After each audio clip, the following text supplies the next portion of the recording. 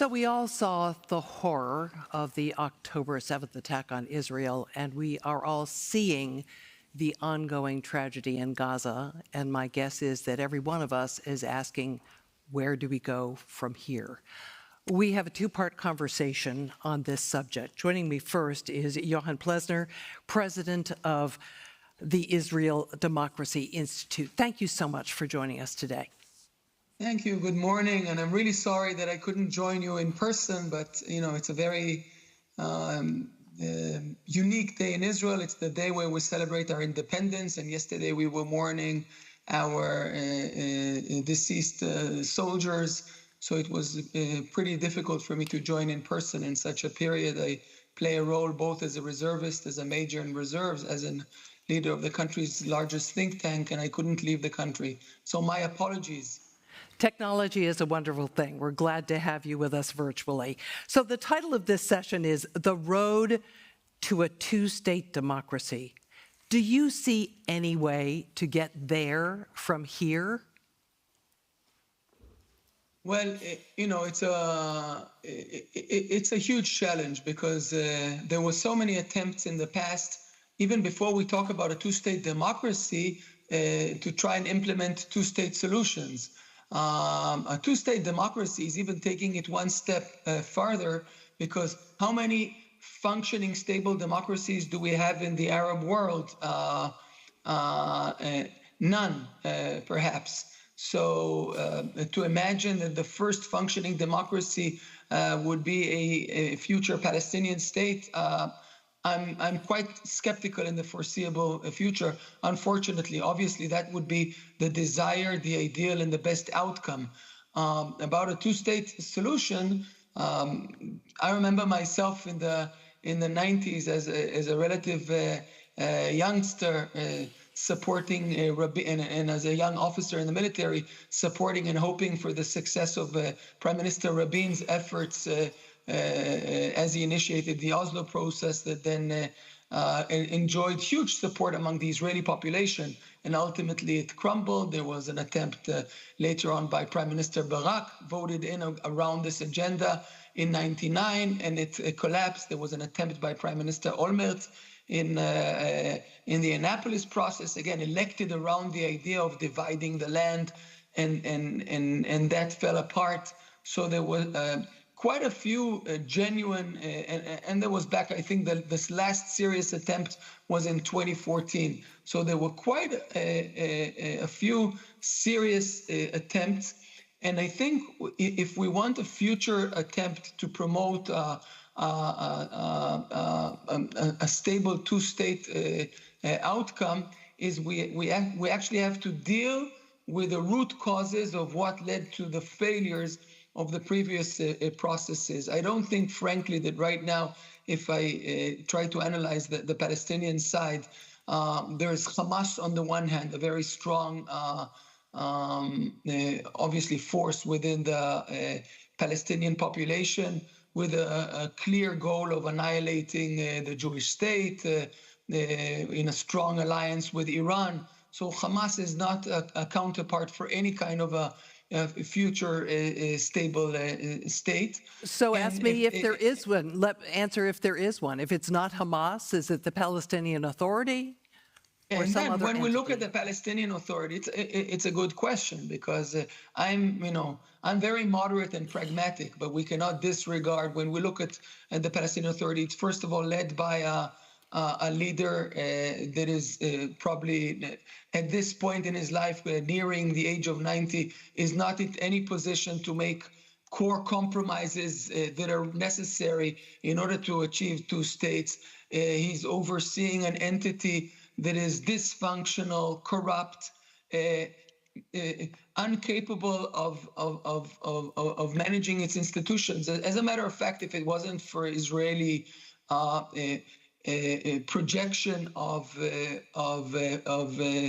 security capabilities, Hamas probably would have gotten rid of Abu Mazen, the leader of the PA, a long time ago. So the PA again, and if we look at the the curriculum, the fact that it's does not educate in any way its population for any kind of an idea of coexistence, the fact that it provides lifelong stipends for those who engage in acts of terror and their families.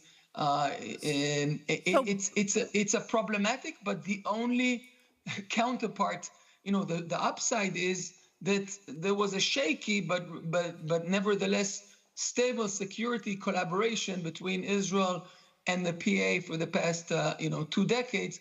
So some kind of a collaboration with the PA can build the foundations for a possible outcome of two sovereign entities. But if we're serious about it, it will take time. It will require milestones, something of a roadmap of moving forward, and it will require strong external incentives from strong moderate players to sort of show the right direction for a future reformed PA. So give me your assessment of the health of Israeli democracy.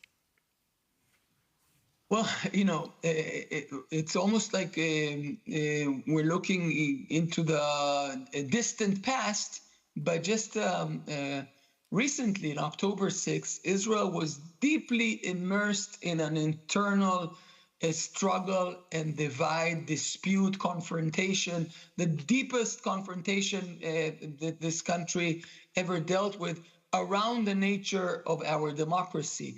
The pro-liberal democratic camp in Israel went out in an extremely impressive show of democratic resistance and protests for many, many weeks, since January until October.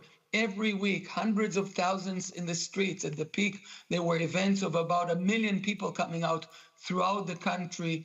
I mean, I don't think that since World War II there was any in any democratic or other country there was such a massive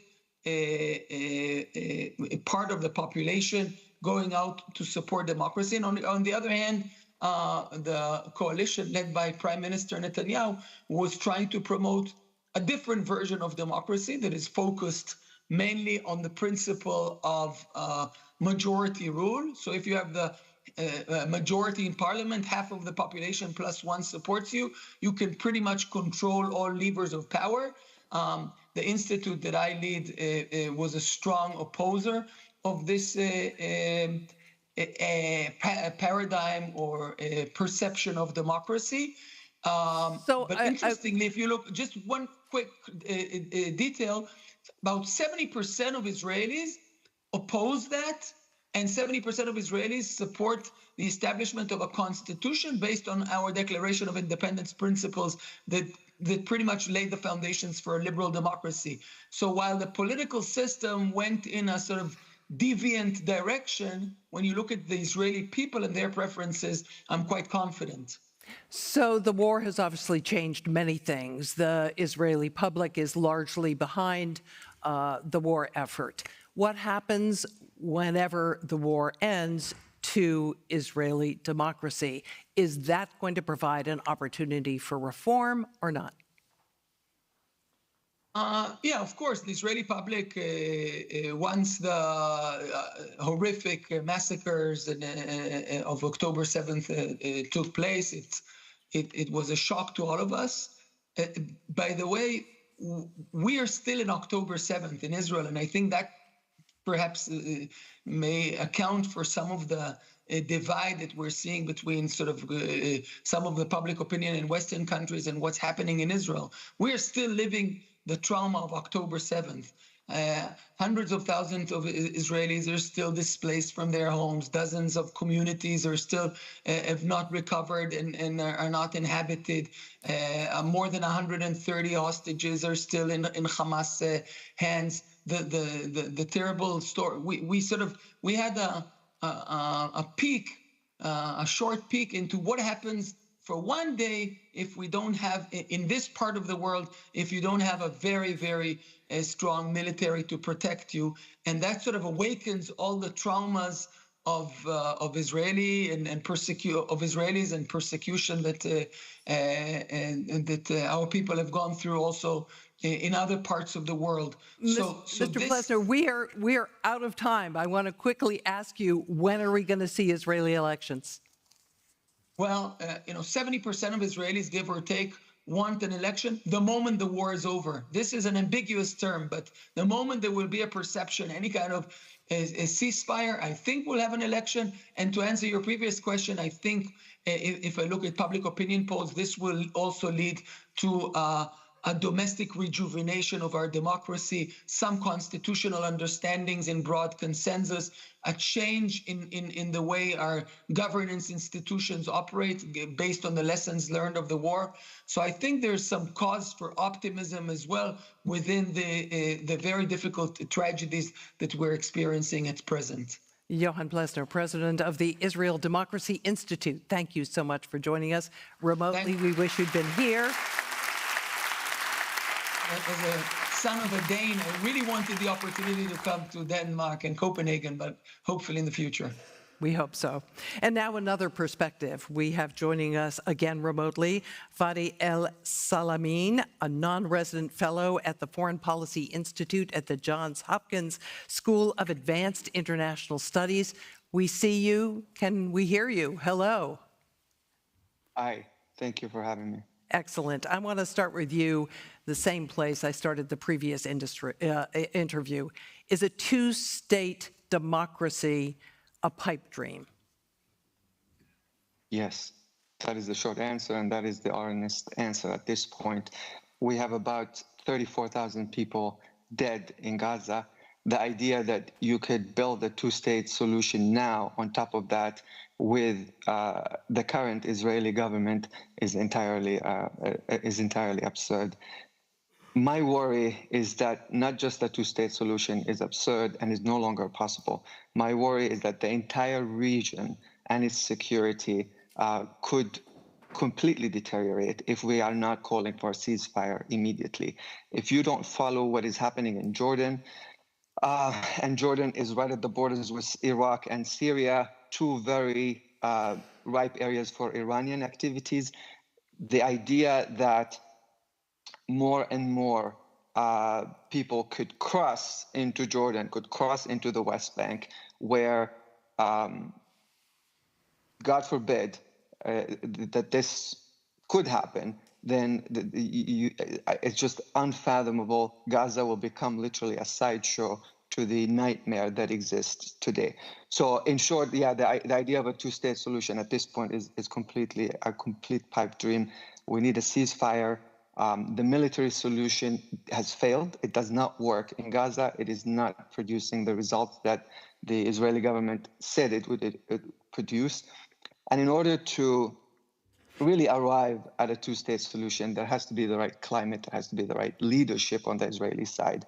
The gentleman before me was speaking fondly of Rabin, but also let's not forget that within the Israeli society, they blame one person the most for Rabin's murder, and that is not the guy who killed him, but that is the current prime minister today. So 20 or 30 years later, we are now living under this government, which is obviously not just inflicting pain on the Palestinians, but also many Israelis are protesting it, hoping that this dark night would be behind us, so that perhaps any political solution that could emerge in the future would be genuine and would be something that we could build on. But currently, the way things are going, I'm being honest and I'm being genuine. Not just a two-state solution is impossible, but what we have in the region, the way it exists today, is still at stake and could completely fall and deteriorate.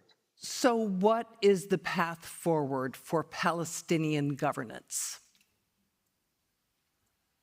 The path forward, immediate and short term, as I said, a ceasefire in Gaza, allowing the Palestinians to rearrange the political theater, allowing the different factions to agree on a Palestinian governing body.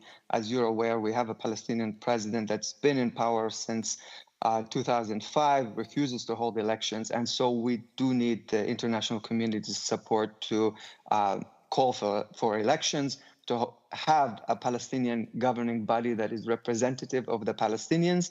And so this would be the first step after calling for an immediate ceasefire, is having a Palestinian political body that represents the different factions in order to have elections and elect the right leadership that would represent the Palestinians.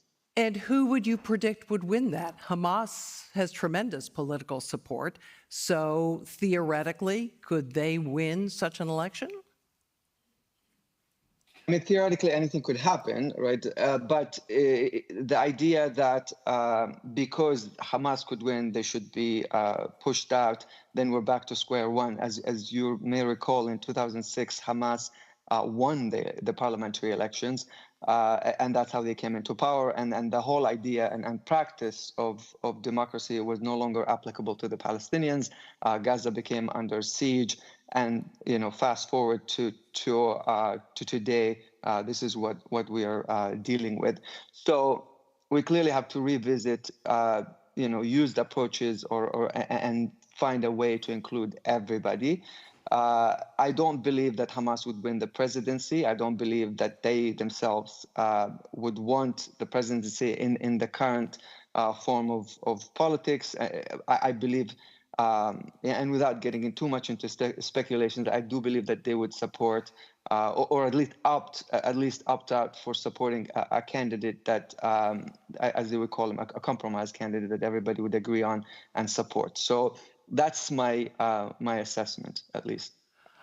Can you have Palestinian democracy without a Palestinian state?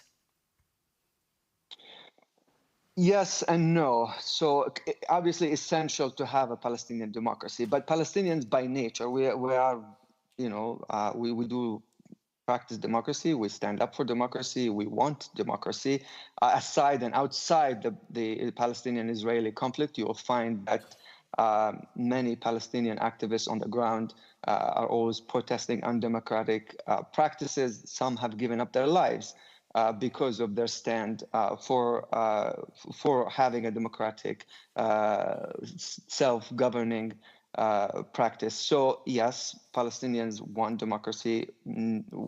Obviously, that is the preferred form of governance for ourselves, amongst ourselves. But here's the catch, and I'm sure we've heard this before: democracy cannot be exported, meaning it cannot be enforced on us Palestinians by any outside body, but it can always be imported, meaning it has to be organic, it has to grow from the within, and I believe we are ready for that, and that's what we absolutely want. Israel's goal in its current military campaign is to eliminate Hamas. Do you believe that can happen? And secondly, do you think, in fact, Israel may be breeding a new generation of people of similar ideology?